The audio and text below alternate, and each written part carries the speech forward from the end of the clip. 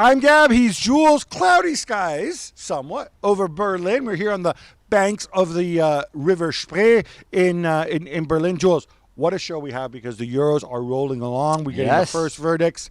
And we got the first verdicts last night in Group A.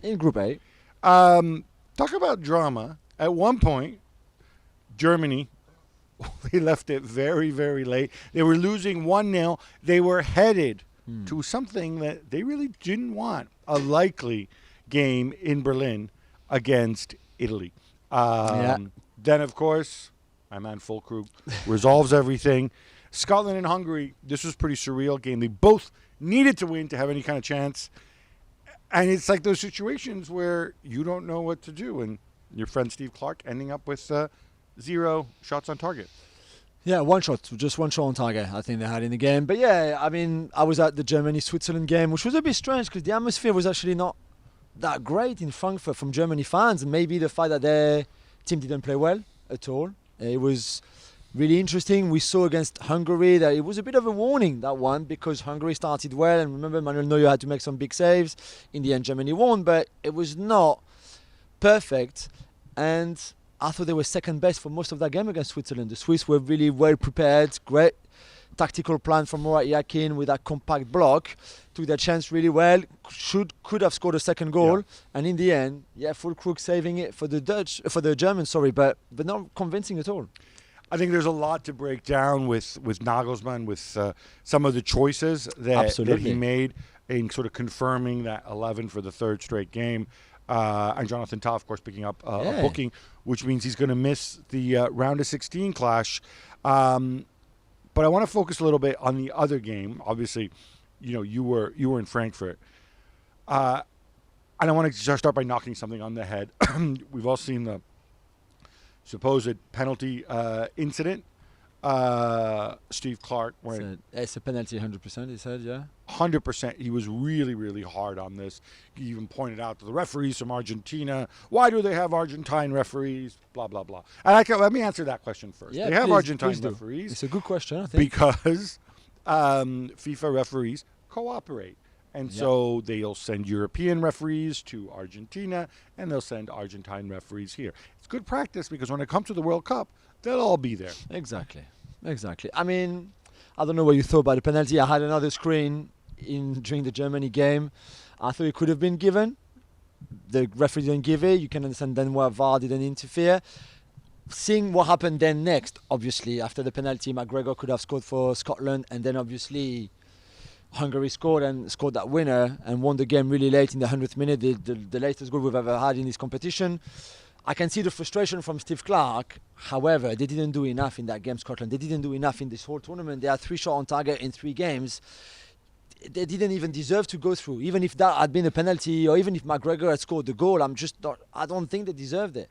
So just on the penalty, for me was, he obviously plays for it. He slows down. Orban comes up behind him. But equally, he doesn't make much effort to go ahead and try to score. No, definitely. And there's also, we saw from the other angles, he reaches out and they're both grabbing each other. Yeah. I think it's a kind of thing where if the referee had given it on the pitch, it would not have been overturned. Absolutely. But once it wasn't given, VAR checked it, says, is there enough there? And I think that was that. Yeah, and I think obviously for Scotland it's disappointing. We've said it could have been a historical day because they never qualified for the knockout stage of any tournament before, not at the World Cup, not at the Euros. This was their 12th attempt, and for the 12th time they just stopped after the group stage. And when you get so close, I guess, but I just don't understand how for 75 minutes they hadn't had a shot at all in that game. A game that you have to win, like you said. I think 2 points could have maybe qualified them, but they need a lot of other games to go their way. But it's a game you need to win, and you approach it to win it, and then you don't even have a shot for 75 minutes. Yeah, I thought it was kind of like a game of chicken, right? But there was obviously a lot of fear. At one point, I think Scotland had like 65% possession. But 0 shots.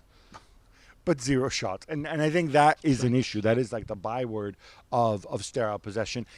I don't think Hungary are great. I don't think they play great football. Even defensively, I don't know that this is quite the game plan, even though, of course, they're going to have a soft spot for Marco Rossi, obviously.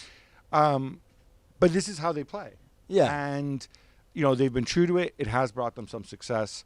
So I think it kind of makes sense that, they're still very much in the running in this tournament. And we wish the best as well to Barnabas Varga, by the way. And, of course, Barnabas Varga. Jules, like we said, let's get into this. And let me also make a big thank you to Scaling Spaces, a co-working space here in Kreuzberg, just across the river from Friedrichshain. See, I know my Berlin you're so good, and your accent is amazing. They're kindly hosting us. They are hosting us. Thank you. Just a word, actually, on Barnabas Varga. It was a scary moment. It was. Simply with the way Angus Gunn came out, the two collided, I think. Yeah. And unfortunately, completely fortuitous. Completely. People lose their minds over replays, whether we see the replay. Right. Yeah. On the TV, you mean, like at home? On the television. And so what happened in this situation, obviously it happened in real time. Yeah. Immediately you saw that the guy he was laying on the floor, yeah. And maybe we should point out he's been taken to the hospital. He's conscious. Hopefully it looks danger. It looks like he has some fractures. Yeah. But he's out of danger. In real time, you don't know this. The players all go around them. Immediately they start referencing what happened with Christian Eriksen when he collapsed. Although obviously that was a heart condition. Yeah, it was different. And then the TV kind of, and by the way, for those who still don't know, these television pictures, they are produced by, UEFA hires a company to go and produce the picture. So everybody's kind of looking at the same pictures all around the world. So then it goes to that super wide shot where you just see kind of like the top of the stadium, and it stays there for a while. And then they run a replay. And people in some places, like in England, people lost their minds over this. They apologized afterwards. We're sorry you had to see the replay and whatever. Yeah, well, it could be shocking for some people maybe who watch it. No, it's maybe not the contact itself. It's when you saw him on the floor, his hand was like. Yeah, but you don't see that in the replay. All they showed in the replay was the cross, the two of them colliding. He kind of flips in the air. He obviously lands in a horrendous way. But it's not like one of those replays where, we've seen, the Axel Witsel tackle from years ago where the guy's leg is hanging up. Like a leg breaker or something. Yeah, it's not invading his privacy or whatever. You're simply showing what happened. Yeah. I don't know. I kind of feel that we need to grow up a little bit about this. I don't need to see him lying on the ground afterwards. But the incident of what happened, you're here to tell the story. You're here to report what has happened. And in that moment, if you missed it in real time, you really had no idea what was going on. Yeah. Some noise off camera there. I want to actually a word on Hungary, because with this win, we don't know yet. 3 points are not guaranteed to go through. It should be okay though. Should be okay. How far do you think they can get in this tournament playing that way? That's it. That's how far they would go. Magic's gone. I'm just a bit disappointed because we've seen them now for many years. They came into this tournament with a really good run of games without defeat. Or I think it was one defeat in 16 or something like that. Really good. Szoboszlai was great. He obviously had a very good start of the season with Liverpool. Not so much the second half of the season because of an injury. And then after that, to get back to his best form, I thought they would defend well, and they don't defend well. Even Scotland kind of created some stuff. Not great chances, but some stuff. Okay, but we had a Szoboszlai highlight reel moment. Finally, but we said the other day that he's been poor so far as well. Okay, but I thought you'd get into that. Well, no, I'm saying, if he's not good against Scotland, I would have been good against Scotland too. So, all right, let's move on. Switzerland, again, against Germany. We'll get to Nagelsmann. We'll keep people hanging, but just on Switzerland. When you go through this team in terms of individuals, you see a lot of big names. You see a lot of players who play for important teams. Who play for Champions League caliber teams, like Bologna. There you go. That's the first two of them. Two of the starters. But ultimately, this is an experienced team. Jan Sommer, Akanji and Cher at the back. Obviously, Freuler and Xhaka midfield. They need some quality. You sprinkle in some Shaqiri. The one area where I am just really not convinced is is up front, where it's the goal scoring. Yeah. you've got players who are raw, and Ndoye, nice player, but probably not yet where he wants to. Yeah, he's not a clinical striker anyway. Neither is Mbolo. Your neither friend is Mbolo, Dua. yeah. Yeah, but that's their weakness. I was really impressed, to be fair, by them yesterday, in the sense that how well they were organized, how compact they were, how they just nullified completely everything Germany wanted to do. And again, this is the template if you want to cause problem to Germany, in the sense that if you force them narrow, Havertz, Gundogan, Wirtz, Kroos, Musiala, there's just no space there. They can pass the ball like you to me, a yard, but then there's not much more they can do. Once, remember, Wirtz finds Musiala kind of in behind-ish, and then there's that shot, and Gundogan can't score. But that's about it in terms of spacing found. So really impressed by this organization of the Swiss. And then if they take a chance like the Ndoye one, the first one, that's great. But you're right, in terms of how clinical they could be, I was really cross with Vargas, because that goal he scored, where he was offside, and he was actually not just a few millimeters, it's not like the Lukaku offside from the other night, it was properly offside, where it was easy for him to time his run, to wait a little bit. He had a clear view of where the defenders were, where the ball was coming from. And at that level, even if he's a young player, I just don't understand how you can get caught like that offside when you have plenty of time to just know, wait, now I can go and the ball is there, and then it's the finish. And I think that cost them the top spot in that group, because he scores, it's 2-0 and it's over, it's the 85th minute. I think that was very evident, and that was one of two chances I think they could have had to double their lead. On the point of the strikers, given that Yakin's game plan seems to have, I have all these, I don't want to say clones of each other because they're not all identical, but I have all these fast strikers who aren't clinical. Yeah. What about my man Noah Okafor, who's another fast striker who's not clinical? There's a problem with him because he hasn't played at all. He hasn't played at all. So there's something. Maybe he's not fit. Maybe he doesn't fancy him. I don't know. Because yesterday he changed the whole 3 forwards. So Exactly. Ndoye and Mbolo all came off, and then Amdouni, Vargas, and a third one came on, and that was not Okafor either. So Dua came on. And Dua came on, exactly. Yeah. So them 3, no Okafor. So yeah, I agree with you. I don't know. All right, let's turn to Germany. Yeah.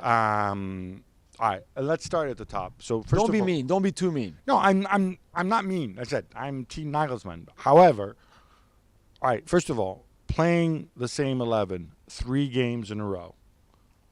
That's the first thing that I find a little bit Mac-footy, as they say, odd. Maybe you had to win the game, or you had to not lose the game. So you can also say we want to finish top, and to finish top against the best team in this group after them. Because you don't want to lose the game, because if you lose the game, as much as they don't like playing it, they don't want to play Italy. But you don't want to finish second anyway. You don't want to finish second. No. You don't want to end up on the other half of the draw, and for many different reasons. Well, the half of the would you rather France and England on your side or Spain and Portugal on your side? Because right now they are with Spain and Portugal on their half. Had they finished second, where Switzerland I think are. France and England are a lot scarier than Spain and Portugal, Okay. with all due respect. Okay. No, I'm just asking you the question. Yeah. I mean, having to play Italy with all the pass and everything with Or it, Croatia. and then possible Croatia, right? Yeah. Don't take this I'm one. not taking as a anything for given. granted. We're not talking about them as they play in a few hours, obviously.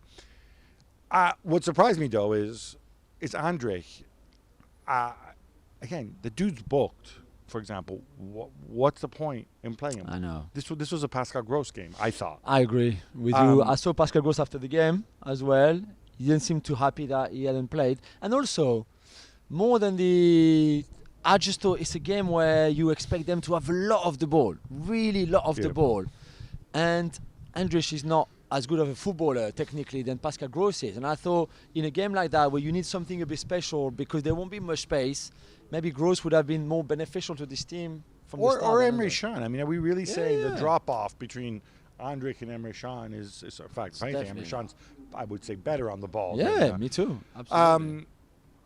So that's it was just they were off it, to be fair. Like Kroos lost a few balls, missed passes, bad touches from all of them. He's playing a ton of minutes again. Yeah. And the pitch is terrible. I mean, what's going on there? That pitch is, we saw it with England the other day. Even back during the domestic season, Frankfurt had problems on that pitch. Like, you should see it. It looked like you would move and change direction, and the whole, like, I don't know how to say in English, but bit of it was just come off. It was so weird. That wasn't as obvious to me on the Yeah, television. no, it I have was to bad, confess. In terms of the forwards, look, we always knew it's tough to find the right tactical balance with Wirtz, Gundogan, Musiala, and Havertz. Yeah. I think it can be done, and it can be really, really effective, but you need to practice it, which I'm guessing is part of the reason why he hasn't changed the lineup, hoping they find their chemistry. Yeah. However, I would argue it's now 2 games in a row where Wirtz has contributed very little. Yeah. And And come off early. First one to come off. Obviously, Havertz, I didn't think Havertz was absolutely terrible against Hungary, but he was really poor last night. I think he really, really struggled. Yeah, there's a couple of headers he should have done better, maybe. Musiala up and down, obviously gave away the ball for the goal, but whatever. Yeah. And then he sends on Sané and Füllkrug, and Quite late, actually, by the way. that to me spoke of, doing the old coaching things like, yeah, you guys got us into it, now get us out of it. Yeah. And in the end, it's that late. How do you think? He doesn't strike me as somebody who's going to be reactive. The punditocracy comes out and says, well, Füllkrug's in good form. Yeah, I'm going to change everything now for Füllkrug. No, I don't think he's going to do that. Do you? No, you're right. Should To he? be fair, until the goal, I thought nothing had worked for him. In the sense that the starting 11, as we said, was maybe not a right idea. The fact that he played all 4 players on a yellow and lost Tar was not a good idea. The substitutions for a long time didn't really make much sense. Okay, Schlotterbeck and Rome for Tar and Mittelstadt, maybe. But would you do that before Füllkrug? You put Maximilian Bayer on, who had not played in this tournament, before Füllkrug. Right. You think, like, why not Füllkrug as your first option attacking wise? What Bayer? Bayer's had a really good season in the Bundesliga, but he's far too young and raw for this level. That didn't make much sense. There was a point where you had Füllkrug, Bayer, Havertz, and it was just like, it didn't look like anything. And we were we were on a platform so slightly above, so you could see very clearly. And the Germans were attacking the goal. We were just behind the goal, and you could see it. There was just no shape, no organization, nothing. And look, in the end, the 2 subs combined for the goal because Rome crosses and Füllkrug scores. Okay, and that saved him, because otherwise it would be far harder on Nagelsmann right now, because for a long time none of those substitutions worked at all.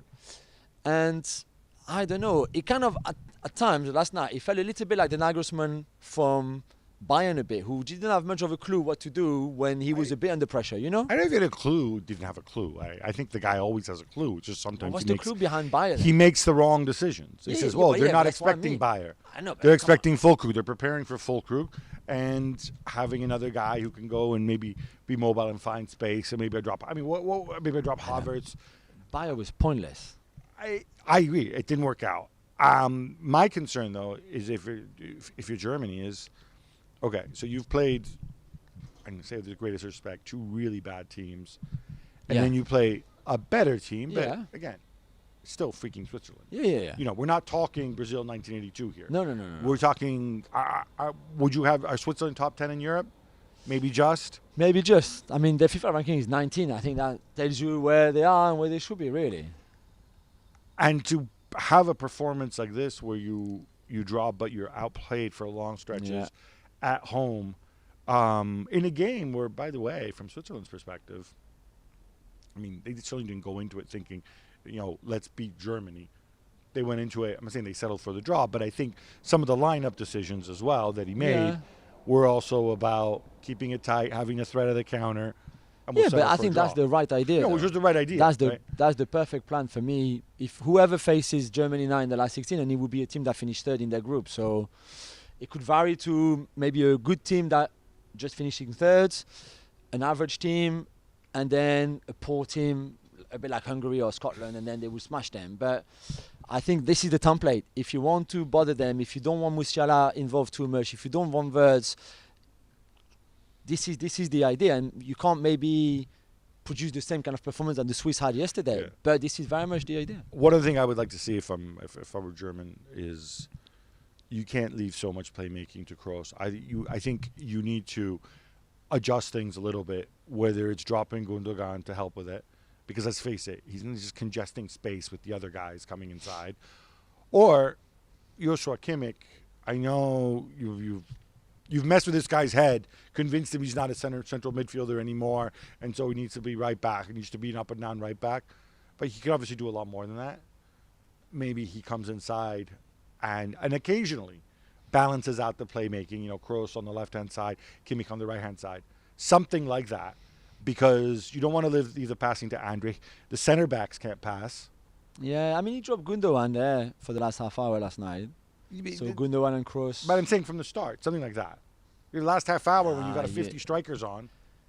You can't have Kimmich and Kroos starting in front of the back four. No. I'm not saying he starts. You said from the start. No, I'm saying he steps into midfield when they're in possession. When So they're in you possession. play Kroos, Andrich, and then Kimmich comes inside. Yeah. I'm not sure. You've got already Musiala. You'll have one of Musiala and No, but comes already on inside. that side. I'm sorry. Jules, Kroos plays in line with the center backs when they're in position. Right? Yeah. You can easily, you say, Tony, take a break from that. Let Kimmich do that on the other side. Have him more involved in the build-up than simply have him play as a fullback. I don't know, and you need him high and wide. Why? For the What? for the For all those diagonal. crosses? For No, but you saw against Scotland yesterday they didn't find the width, and yesterday the lack of width was a problem, both for Mr. Starr and for the right hand side, Kimmich or whoever. You need that structure, Gab. You can't start having Kimmich coming inside, nobody on that right hand side. They don't have a right winger. Don't forget, it's Wirtz or Musiala who starts as a winger but comes inside a lot. Well, so the you other need thing is, you need somebody there. Tell them, hey guys, produce crosses. Pretend you're Garincha Who? for a day. Wirtz and Musiala. But they're not in the position to cross the board anyway. That's why Fulkrug cannot start. You cannot start Fulkrug in the next game. This is not the way this team plays. This Fulkrug as an impact sub for the last half hour, 25 minutes, no problem. Well, I don't know. But not from the start. For me, not. And you see, I'm pretty sure Havertz will start the last 16, whoever they play, because this is not a team that plays for Fulkrug. This is not a team that plays like that. We'll see where this goes, but one thing's pretty evident. They need to step it up. All right, enough Germany. How about some quick hits instead? Let's go, Gab. Portugal rolled to a 3-0 win over Turkey to qualify for the knockouts as group winners. Yeah. Jules, are you going to credit Roberto Martinez? He's Martinez when he's bad. He's Martinez when he's good. For putting out a more rational lineup, one that doesn't involve João Cancelo playing all over the field? So he did his job. That's what you mean, right? Why we can't credit... Well, you see, Roberto, when you do things normally, when you don't complicate things, when you don't try to invent a tactical formation and system, when you put players in their real positions, it works much better. Yes. What do you want me to credit him for? I will never criticize somebody for trying to be creative. That was not being creative. That was being silly. Right. That lineup of the first game is being silly. You know that. He got help from obviously two big defensive mistakes. Well, yeah, the second one especially, Samet and... Yeah. So on that one, are you kind of taught, even in the earliest thing, that when you pass the ball to the keeper, you don't pass it in the face of the goal? Just in case the keeper falls over or whatever? And also you look up and see, he passes the ball looking at his feet, not even checking where his goalkeeper is. Really strange at that level. And it's a shame for Turkey because they started that game pretty well. And then they make two mistakes that gave them 2 goals, and then after that the game is over. My man Montella also making big calls and leaving out Kane and Yildiz and Arda Güler. Wonder if there's a story there. Yeah. Cristiano Ronaldo passed up the chance to make it 3-0 in that game, Gab, and instead offered an assist to Bruno Fernandes. You see, he can also be a passer. Yeah, well, what was funny, I was really surprised he did that, not because he's selfish, but just because I would back him to score from there. Because I've seen him. People are like, oh, no, he had to make the pass because Fernandes had a better chance to score. Well, yeah, he had. Yeah, okay, but they both had like a 90%, I don't know, 90. No, not Cristiano. You don't think Cristiano standing right there in is front going of to the score? keeper. It's not Don't tell me what the XG are. I will tell you this is Cristiano in front of the keeper. Cristiano scores. So you think that Cristiano in front of the keeper has more chance to score than Bruno Fernandes in front of an empty goal? I'm just saying he has an enormous chance to score. That's all I'm saying. Not as big as Bruno in front of an empty goal. Bruno can't miss. Bruno can't miss. Cristiano can miss. All right, so we'll detour this. We didn't put this in the quick hits, but you're obsessed with Cristiano's shoes and were they actually Bruno Fernandes' shoes? Okay. They are Bruno Fernandes boots. Okay, listen. I don't know what their shoe sizes are, but Bruno is little Cristiano is tall. I would assume Cristiano has large feet. There's and the name of Bruno Fernandes' daughter on the boot. Cristiano doesn't write the name of Bruno Fernandes' daughter on his boots. Right, and Cristiano can't afford to have somebody make boots Something happened. which has. So he borrows. Cristiano would not wear a football boot with the name of a child of a teammate on it. This is not. No. He might do that as a tribute to the child or whatever. But what I'm saying is, those aren't Bruno's actual boots. Yeah, they are. So Bruno was playing barefoot. Okay, footballers have plenty of boots. joking. You know that, right? Yeah, no. I don't know what happened. Why Cristiano played with Bruno's boots, but he played with them. Sorry, you're fascinated by this story. Let's move on. UEFA tightening up security. As many as 6 pitch invaders came onto the field of play after that Portugal game. One of them, one of the stewards then ran into and wiped out Gonzalo Ramos. Yeah, he could have injured him as well. Yeah, I can't believe stuff like this kind of still happens. And look, these guys aren't violent or whatever. They go there, they want selfies. Guys, grow up. I know. And even Cristiano, after the second one, looked pretty frustrated. And I think you would be. I don't think it's nice. And also, I think you must play at times thinking like, okay, is there going to be a guy behind me just who would run onto the pitch? So they have to sort this out, really. Domenico Tedesco makes a bunch of changes and Belgium bounce back to beat Romania 2-0. But Gab, was this game a bit closer than the score suggests? I think so. I Even agree. with all the Lukaku disallowed goals and everything, I thought Romania played well. There's still a lot of things for Belgium to sort out. You know, the second goal from KDB only came obviously at the very end when he seemingly made himself invisible. I don't know how he did that, but he's very, very good. He's very, very good. And he took advantage of defensive errors as well. However, that said, can we show some love for Lukaku, the way he holds the ball up for Tielemans? Yeah, you say he's just doing his job. Yeah, okay. But he's at the deal. no, 3 disallowed definitely. goals. And everything Doku's in the first half was pretty good as well. Yeah, amazing what happens. See, it's funny. Amazing what happens when you play Doku in his actual position. Exactly. When you actually play somebody like Yuri Tielemans, Yeah. who can actually pass the ball, other than instead of 2 defensive midfielders. So Tedesco, when he's bad, he's German. When he's good, Yeah, he's I Italian. knew you were going to There say you go. that. There you go. All right, Jules, time for some more quick hits. It finishes 0-0 between Holland and France with Kylian Mbappe and his mask sitting this one out. Jules, you going to credit the Dutch guy? What for? Oh, come on. Okay, listen to me. Expected goals for the Dutch, 0.3. Right? Expected goals for the French, 1.55, I think it was, something like that. Griezmann, you would have scored at least one of the 2 chances that producer Freddy would have scored one of the 2 chances that Antoine Griezmann got. I don't even know how the French didn't score in that game. It was not perfect, I give you that, you're right, and you can clearly see without Kylian, it's not the same. Dembele was disappointing on that right-hand side. You saw what Deschamps went to do. He kind of recycled the system from 2018. Very Deschamps-esque. Yes. Very Deschamps-esque. But there were still enough chances for the French to score. They had 29 shots in 2 games, and they haven't scored. The only goal, it was an own goal from Wobe against Austria. So that's a bit worrying. But, not sure what the Dutch guy did. He's facing superior tactical minds like Rangnick and Ronald Koeman. I don't know. Okay. I don't know. All right. I don't think so. Xavi Simon's goal, though, in that game, Gab, was disallowed for the Netherlands because Denzel Dumfries, who was offside, was judged to have been interfering with play and with Marc Maignan.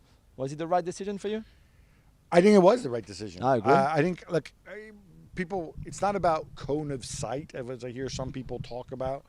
It's not that he didn't know. It's not that Dumfries was blocking his view. It's just that he's got this big dude standing next to him, and if he has to dive that way, it's gonna affect you. You're clearly interfering with play. I don't know how much Dumfries could have done differently to get out of the way, but that's the reality. Yeah. Because people said but Maignan couldn't have got to the ball if Dumfries wasn't there. Well, maybe. But Dumfries was there, so he could not have tried and dived anyway. He's Magic Mike. He does what he likes. You're right. Austria beat Poland 3-1 as Robert Lewandowski, again, only makes the bench. He played the last half hour. Yeah. Jules, I don't think Ralf Rangnick's team is fun to play against. No, I don't. And they were good. They were really good. And Poland have been disappointing this whole tournament. They were the first team to be knocked out completely. And I like this Austrian team. I really like it. I know Arnautovic is getting older and obviously can't do the things maybe that he used to before, but they're a proper unit. They're a proper team, and I'm not sure if you can press with so much intensity through the whole tournament. I don't know if you play every 4 days, how that can go. And I guess against the Dutch, on Tuesday. It would be good to see. But yeah, you're right. They're not fun to play against, and I really hope they qualify. I'm going to that game, and I'm looking forward to it. Yeah, so you should. Anatoly Trubin is back in goal for Ukraine, and Roman Yaremchuk's control is divine, I Gab. thought you'd like that. Yeah, of course. As they bounce back to beat Slovakia 2-1. That's more like them. It is more like it. It also helps when you don't have Lunin in goal throwing in. Look, I thought Rebrov, Trubin is a phenomenal goalkeeper. He is a better goalkeeper than Lunin. Yeah, the Lunin choice from the start was I think it was good. like, oh, look, he did so well for Real Madrid while the other guys were injured. Yeah, but Okay, man. he's still Lunin, and Trubin is the real deal. God, there was just one play. I'm blanking on who it was. I think it might have been Dovbyk on the break, or it's him and Mudryk. You have to watch the highlights just for this, right? It's a 2-on-1. It's him and Mudryk, right? And there's a defender scrambling back, and Dovbyk's kind of trundling along. And you know that Mudryk is checking his run because he's so much faster. I'm just like, just release the ball into space. Just release the ball. You'll get to it. You'll probably then lose it, but you'll get to it. Like, no. Didn't happen. Georgi Mamardashvili and a bit of VAR helped Georgia battle to a 1-1 draw with Czechia, as we now call the Czech Republic. Yeah. Jules, we love the big man, don't we? We do. What a great performance. He had, I think, 12 saves or something like that. Czechia had so many, especially in the first half, so many shots, so many chances, and yet they found themselves 1-0 down. Mikotadze scoring that penalty. I love that game. We say we love the Georgia story, Willy Sagnol, all those players. We love the Georgia story, but Czechia. They should have won the game, but they could have lost it at the end because there's this incredible chance for Georgia to win it 2-1. Georgia, historical point, obviously the first one they ever had in a major tournament. Well done to them. And both teams can still qualify before the last game too. So very, very good. Michael Olise to Bayern for a fee up to 60 million euros is just about done, Gab. You happy? Do you like this move? Well, we talked about this last night on the show, and people were saying like, "Oh, but look at all the forwards that they have. Where does he fit in?" And I think they're kind of trying to future-proof themselves a little bit. Look, Muller's contract up in 2025. He's 34. Sané's contract up in 2025. Had a drop-off. I think they're just preparing in case he doesn't come back. Gnabry is almost like a virtual player because he's always injured. When he's there, he's up and down. Coman also has a lot of injuries. Brian Zaragoza is about 10 centimeters tall. So, yeah, why not bring in somebody younger? And by the way, Sané, Gnabry, and Coman, they're all 28. So you need to mix up your age profile a very happy for this. Very, very happy. England faced Slovenia on Tuesday night. But Jules, what did you make of Harry Kane's comments towards ex-players turned pundits? And no, he didn't name them, I don't think. He's talking about Gary Lineker. Especially, yeah. Not happy with the criticism. Deserved criticism, I think, from pundits, whether they're former players or whether it's us. I think England haven't played well, even if they've got 4 points. We are allowed to criticize them and point out what went wrong, right? Yeah, and he said stuff like, they when they played, they didn't do well either. Yeah, and they don't remember what it feels like to play for England and get behind us. I'm like, first of all, it's not their job to get behind you. Yeah. Second of all, when they played for England, they received a lot more criticism than you did. Absolutely. A lot more, partly because they weren't as good. Yeah. England didn't perform as well. England have performed really, really well in the last 3 major tournaments, and that's why you've gotten less criticism. But when you get a little bit of criticism, just deal with it. I didn't like that reaction from him. The USA opened their Copa America campaign with a 2-0 defeat of Bolivia. Gab, how about that Christian Pulisic goal? That was on fire. Policy.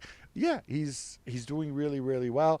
Balogun, I saw also from what I saw. Yeah, very good. Assisted by Pulisic, by the way, for his goal. And Gio Reyna on the pitch and contributing. Yeah, it's good. Virtual Gio was Reyna. good. It was a really good start. I mean, Bolivia are a terrible team. No, not good. Juventus have been busy, Jules. Yeah. We have numbers on the Douglas Luiz deal. Yes. Kefren Turam could be on his way from Nice for $35 million. And contract talks with Adrien Rabiot aren't going great, which suggests to me he'll be gone as a free agent. Yeah, he's a free agent, obviously. I think Juve wants to keep him on the same money, potentially. I think he's eyeing a move, maybe a bit more money. He's on 7.5 million net a year, which is already a lot of money. Yeah. Maybe a signing on fee somewhere else. We'll have to see. Douglas Luiz, 50 million go Aston Villa way for Juventus. For Ealing Jr. and Bayern next year, it will be 22 million. So in the end, I guess everybody's happy. Right? Yeah, that's how you see it. People are going to talk about inflated values, blah, blah, blah, plusvalenza, but I don't think 14 million for Ealing Jr. is so out of whack. Or indeed 8 million for Barnabas. Yeah. So as long as they keep them semi-credible, but Yeah. I'm sure we'll talk more about this. Yeah, definitely. And for Kefren, I would be very happy if he follows in his father's footsteps, obviously, 20-odd years later, and play for Juventus. And I think Thiago Motta would make him a really, really good player. I would be happier if he followed his father's footsteps properly and joined Parma. Gab, more fun with swap deals and amortization in the Premier League. Ian Matson is on his way to Aston Villa from Chelsea, we say that, for £35 million or euros. Omari Kellyman, yes, you might not have heard of him, is going the other way for 19 million euros. That's right, which seems a lot of money for somebody who's played 37 minutes of Premier League football in his whole life. Like, we've talked about these swap deals, we talked about the implications. I'm just going to tell you what I estimate to be the net movements for him. Villa have made themselves 11 million euros. Yeah. 11 million pounds. And Chelsea have made 32 million off the swap deal. Villa also have a left back, but that's okay. They can sell one of their incumbent left backs or move them out and generate more money. This is the Monchi way of wheeling and dealing. Gerardo Arteaga scores the only goal as Mexico edged Jamaica 1-0. Jules, a bit underwhelming from M3. Completely, despite the support, despite feeling like they were playing at home. Late goal, they didn't play that well. Santi Jimenez up front was not involved enough, not good enough. I still think there's a lot of work to do for these Mexican sides, and they were not good going into the tournament in their friendlies, preparation friendlies. They haven't been great. I guess they won. That's the most important for now. Edson injured as well. Yeah. That's the biggest worry as well. Argentina began their Copa America campaign with a 2-0 win over Canada on Thursday night, and they're back on Tuesday against Chile. But Gab, I want to ask you about the pitch because Lionel Scaloni called it a disaster. Yeah, I mean, Martinez didn't like the pitch either, complaining about it. Look, again, this is very simple. Ali Moreno on the FC show put this very, very well. You want to play in the U.S., you want to play in the big stadiums and make a lot of money. Those are NFL stadiums. Yeah. They have artificial turf down. So either you play an artificial turf, by the way, a lot of people around the world do, or you accept the fact that if you want real grass, it's going to be really, really hard for the grass to kind of bed down in the space of a couple days. And I think that's a challenge, and you just deal with it. It's a bad pitch for the opponent, too. Uruguay rolled to a 3-1 win over Panama in their Copa America opener. Jules, this was straightforward. A bit of Darwin Sanchez, too. Yeah. Darwin Nunez even. Yeah, he scored 9 goals in his last 5 games now for Uruguay, which is pretty good. And he's missed 24 goals. I'm really sure Liverpool fans, don't worry, he also misses a lot with the national team. It's not just with you guys. It's high volume, man. It's high volume. Loads of shots on target as well for Darwin. But a really good win against the Panama team. That is a poor team, let's be honest. A bit like what we said about Bolivia before, same with Panama. But you start with a win. Bielsa sound is cooler, happy. It looks good. They will have obviously tougher opponents along the way, but I think they can be one that can trouble maybe Argentina and Brazil to go all the way. And the US and Mexico. And the US, sorry, of course. Gab, even more fun with amortization and swaps. Team Iroe Bonham. Is that how I say it? Yeah, I think so. Yeah. Moves from Aston Villa to Everton for £9 million, and Luiz Dobbin goes the other way for 10. Yeah, so again, these guys. Explain it again, please. Again, I'm used to this from Italy. People in England are losing their minds. Like, oh, what are they doing? Are they cheating? No, the rules allow you to do this. Yeah. If what you can't do is, like I said, you can't take the mick. You can't say, look, we're cheating here. And, you can't allow yourself to be bugged or wiretapped saying that. You can't leave notes lying around saying, like, let's inflate these to nonsense. But these valuations aren't completely absurd because, again, especially if it's a swap, they're both 21, both made one start last season. Yeah. This will generate 6 to 7 million, I would estimate, depending on the length of the contract for both of them. What are Aston Villa going to do with Luiz Dobbin? When I saw him play for Everton, I was kind of underwhelmed. But presumably he's cheap, he's cheerful, and again, you magic up 6 million in your accounts. That's kind of what it is. Worth it, yeah. RMC Sport, I believe you're familiar with these guys. Yes, I know Report that Paris Saint-Germain made an offer for Vinicius. Oh my God! Jules, are they just trolling Real Madrid? I don't think that offer never ever happens. Really, they would but it's not. Reported. I know, but come on. I mean, they would not go there.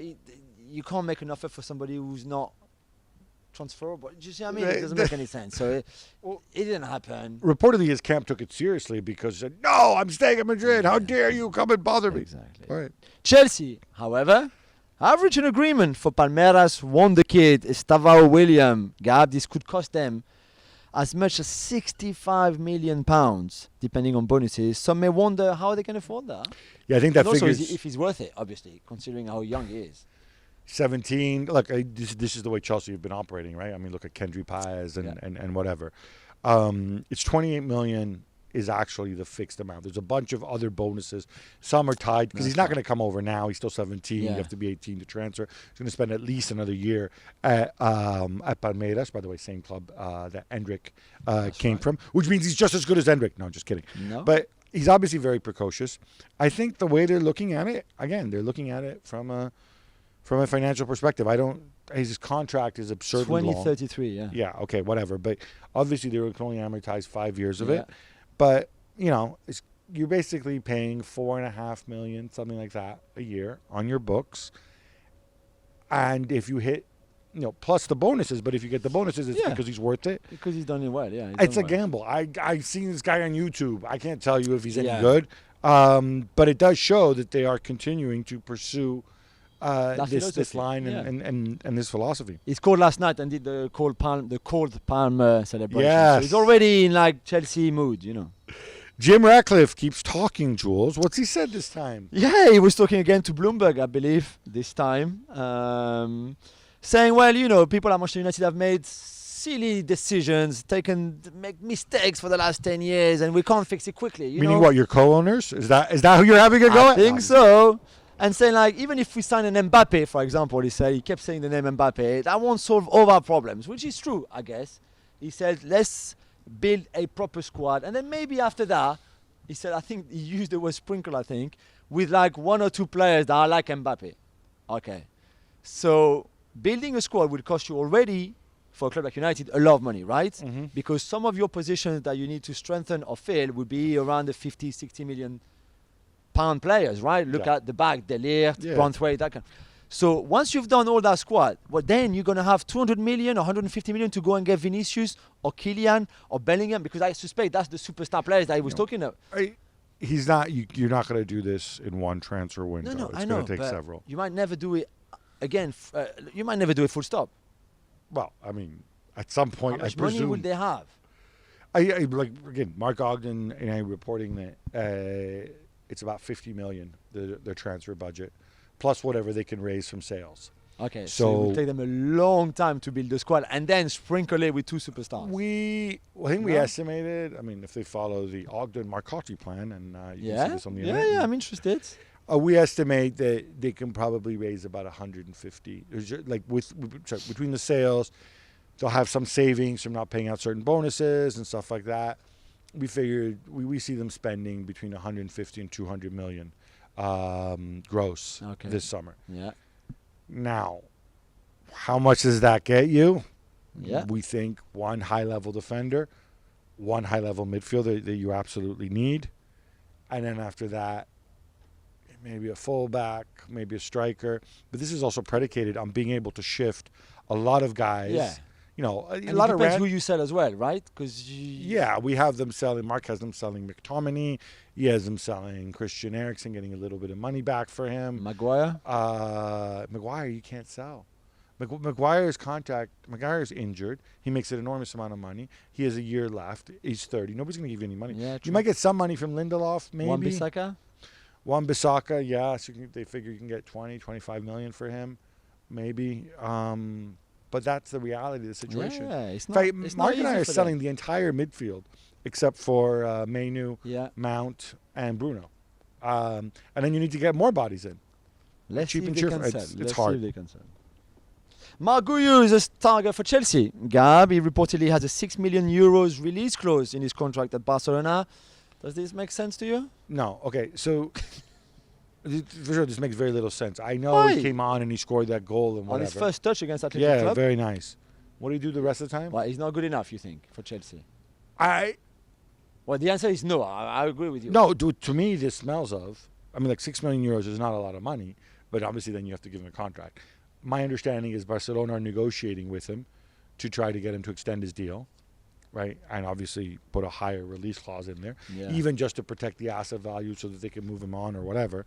And this, I'll put it this way, I'm not saying this is what happened, but if I were Mark Guyar's agent or friends and family, I'd go and I would put the word out. Hey, Chelsea, you need a striker. Look, Mark is cheap and cheerful.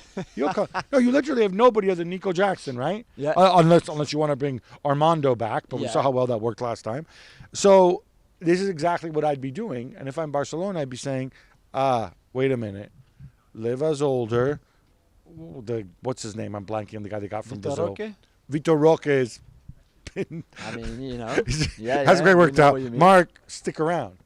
To be fair to him, he doesn't seem like a Barcelona player because he's obviously more physical. Yeah, he's quite doesn't have the greatest touch. Yeah. But I don't know. Look, in the end, if you're Chelsea and you're strapped and you need another body, sure, get Marc Guiu for $6 million. But that would be disappointing if that was, I think, your end goal. I agree. Nacho is reportedly close to signing as a free agent for Al Khadzia in Saudi Arabia. I'm assuming, I don't remember them from last season. I'm assuming they're newly promoted and I think so. Maybe have some new investment too. Jules, he'll be missed at Real Madrid. Yeah, club captain, of course, the most ancient as in in terms of how many years he spent at the club. Most longevity. Sorry, thank you for your help. Okay, he wants a last big contract, clearly, right? Yeah. Because then how do you convince me that this is better than staying at Real Madrid for another season? I think this is just a truism in football, right? Players who come through the youth ranks at a club and stick around forever and are reserves for most of that time, which is what, in fact, I think Nacho's actually been a reserve his entire career. I know, but they just don't make a lot of money. How much do you think? Oh, come on, surely a career at Real Madrid, even as a number 3 or 4 centre back, is not bad. I would be absolutely shocked if Nacho has more than 8 to 10 million in the bank. I think I'm being perfectly honest. I would be really surprised.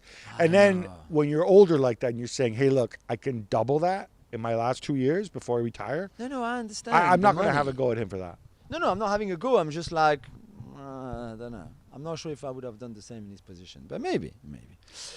Talking about contracts, and Hakan Çalhanoğlu wants a new deal at Inter Milan. Gab, the problem is the negotiations are not going great. No, Inter is saying, dude, you have a contract. You're not getting a raise. What are we talking about here? What for? For being good last season. That's your job. They signed him to a 3-year deal as a free agent. But he pulled the same crap with Milan, right? He says he wants to get paid more. And if not, they're going to go to free agency. He's doing the same thing. Now he's got a year left. There's these stories out there saying that, Bayern are ready to offer 70 million for Çalhanoğlu. Yeah, look, I think if you're Inter, 70 million when you've got, a year left, maybe 2, on his contract. He's 30 or 31? No, look, phenomenal football. Oh, yeah, of course. Nobody's arguing that. Yeah. Huge part of Inter's success. 100%. But honestly, dude, you're like, Hakan, if they're really offering 70 million for you, tschüss, auf Wiedersehen. Yeah. Enjoy it. I think it's highly unlikely because they've gone with younger players, because they have all those forwards, because Musiala's their number 10, and if you want to sit deeper, I suppose Çalhanoğlu has to show you can do that. He is. But is this going to be Vincent Kompany's priority? I don't think so. No, I agree with you. Albania's Mirlin Daku has been banned for 2 games, Jules, for his actions following the 2-2 draw with Croatia last week. What did he do? Yeah, obviously they were very happy because remember they scored really late to get that 2-2 draw. They played really well. So then he took the megaphone from the stands and started leading the chants against Serbia and North Macedonia. This is a story that we know happens a lot between former Balkans country and very often in an insulting way, the way you say, or disrespectful way. And I thought UEFA were really good to sanction it. I won't lie. I don't think it's right to do that in a stadium or anywhere, by the way. No, I think this stuff needs to stay out, especially, it's one thing you're going to make. Look, I don't want to be hypocritical about this, right? When Scotland sing, when they sing Flower of Scotland, right? What are they referencing? Proud Edward, right? And send his army homewards, right? Oh, look, that's political, blah. Proud Edward, I believe he's the sort of slightly fruity guy who led the, whatever. But you're referencing something from 700 years ago. Yeah. Here you're talking about stuff that's going on now. Yeah. with Serbia, with Kosovo. We don't need this. I agree. We really don't need it. And he should have known better. Yeah, definitely. And more politics as well, Gab, in these Euros. A banner appeared at the Ukraine game demanding that President Zelensky hold elections in Ukraine. It was swiftly removed. You okay with that? Yeah, so obviously for those who don't know, Ukraine they've been in war with Russia following the invasion. And Zelensky said that, look, we can't hold elections right now because we're at war, there'll be security issues, blah, blah, blah. Which, by the way, I don't think is unusual for countries at war. They often find reasons not to hold elections, right? Yeah. In terms of the banner being removed, yeah, I'm okay with the banner being removed. You can't have political messages in the stadium. This is clearly a political message. Yeah. You want to get suspicious about who put the banner there and stuff. There's obviously a lot of people who feel that way. And there's a lot of manipulation out there. But I think it's very simple. Like, I want UEFA to be consistent about removing stuff that has a political message. You know, we saw it earlier. There was a Russian flag at the it was at the opening game, I think. Yeah, maybe. And it said Belgorod in there, right? If it's like, is this political? Is it not political? Blah blah blah. It was at Scotland, Germany. It was in the Scotland end. You know, if somebody wants to show up and make a message like that, I think it should be removed. Yeah. Andrea Bellotti has joined newly promoted Como from Roma for a reported fee of $5 million. Jules, that sounds like a lot of money. So I'm guessing your boy Cesc Fabregas must really like the Rooster. I mean, he's 30. He never scores. It doesn't matter. He's experienced. His experience is an Italian international. Sorry. Why don't you buy Marguliu? What, Italian international? What? Bocce? It doesn't matter. He was there. He won the Euros. He won one more Euros than you. That's for sure. He did put together. Somehow. I don't know. I thought $5 million was a decent price. Okay, he doesn't score much. Would you rather used to score? Remember when he had that season at Torino and yes. they put a release clause of 90 million, thinking somebody can bring that and we're going to cash in? Not really. Look, he's a sweet guy. He works really, really hard. Yeah. I'm very happy for him. Yeah, I know. Let's hope that he can help them out staying up. Would you rather have Belotti or should they have spent that money on Marguliu? Belotti has scored more goals in his career than Marguliu, probably I'll go for the Rooster. Bloomberg reports that negotiations for the sale of the 2025 Club World Cup between Apple and FIFA not going well. Yeah, so obviously, look, this goes back to Club World Cup. Is it a moneymaker for FIFA? We've seen FIFPro with other players' associations, taking legal actions, too much work. People are criticizing FIFA, saying, do we need this? Is it a cash grab? I don't think UEFA are too happy either that, this could devalue the Champions League a little bit. And it's going to be a mega thing. It's 32 teams, 8 teams from UEFA out there. And obviously from FIFA's perspective, they would say, look, we generate a lot of money and we redistribute money to member nations. That's what we do to develop football. So you should be applauding us for trying to make more money out of this. Yeah. The difficulty here is, these are the figures in the article I saw that citing Bloomberg. FIFA think that it should be worth about $4 billion, the Club World Cup. For how long? Surely not for just one Club World Cup. I believe that's their goal for one Club World Cup. $4 billion for one Club World Cup. Yeah. Well, the real World Cup is about $6 billion, right? Yeah, but the real World Cup is 48 teams. Well, but it's different than a tournament that you're going to play in pre-season. So some of those teams are going to be... It's not pre-season. It's the end of the season before, like the World Cup.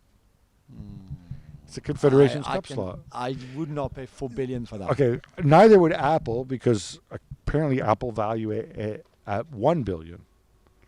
These are for the global rights.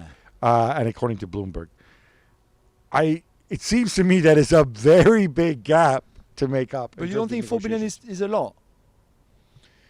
It's ambitious, right? I think the target. The $6.4 billion. I think that was several World Cup cycles ago. They're building it up, right? I'm not an expert. It does sound like a lot of money, and obviously Apple thinks it's a lot of money as well. And I think they would rather. I think they were hoping for Apple for the prestige that Apple brings, with the fact that it can become a global thing. Yeah, anyway. And look, it worked so well for ML. And I'm just kidding. I pick on MLS. But yeah, no, I just shows you though that there's a lot of business there, and there's not a lot of time to sell it either. 2025 is not that far away. Right. Good. 47,893. That's the official attendance in Dallas at that yucky stadium where the yucky Dallas Cowboys play. No, I'm kidding. The stadium's fine. Just I'm not a Cowboys fan. I knew you were going to. Anyway, that's the number of people who showed up for the USA versus Bolivia game last night. It's an 80,000 plus seat stadium. Yeah. Is that a bit disappointing? So Host nation at home. Is it a bad omen for 2026? I don't know for 2026, but I was really disappointed last night. Weston McKennie spoke about it as well and saying, like, we need the support, and when you see the stadium half empty, it's not good, And I completely agree with that. Were the tickets super expensive, maybe? Well, but here's the thing, right? The people blame the tickets, but then everywhere Mexico goes in the U.S., they sell out. Yeah, of course. Right? And you would think there'd be... I don't know what it is. Yeah, I have to say I was really surprised, but a bit disappointed. I can understand if the players are not happy. Football League's hacker Rui Pinto says that he has more incriminating files on Manchester City that show illegality, but he hasn't decided yet when to release them. So basically, he's got more stuff on them being bad. Okay, a couple of things here. First of all, well, he doesn't say that. He doesn't call himself a hacker. He says people have given him this. I think it's pretty obvious hackers have given this, or people are not authorized to do it. This is pretty ridiculous. First of all, if you have them, City are under investigation. If you think it's useful to the investigation, then you release those files. Yeah. If you don't have them and you're lying to get yourself some publicity, then shut the hell up. Yeah. But if we're to take you seriously, I mean, if I were the authorities, I would say, well, wait a minute. So first of all, you already served 4 years, or he was given the 4-year sentence and stuff. You've had your legal issues and so on over the attempted extortion attempt and stuff like that. At some point, you can't just keep saying things. Either show the files, or just shut up. Especially if they were somehow illegally obtained. Yeah, absolutely. I agree with you. I'm not sure what he's playing out. It's an odd one. Jules, this brings us to an end. Thanks again to our friends here. It's nice to do it just outside the Scaling Spaces lovely day. Offices here in Kreuzberg in Berlin. But we got to come back on Thursday. We'll have more verdicts. Yes. And we will know what the round of 16 matchups are. Until then, love the game, love your neighbor, love yourself.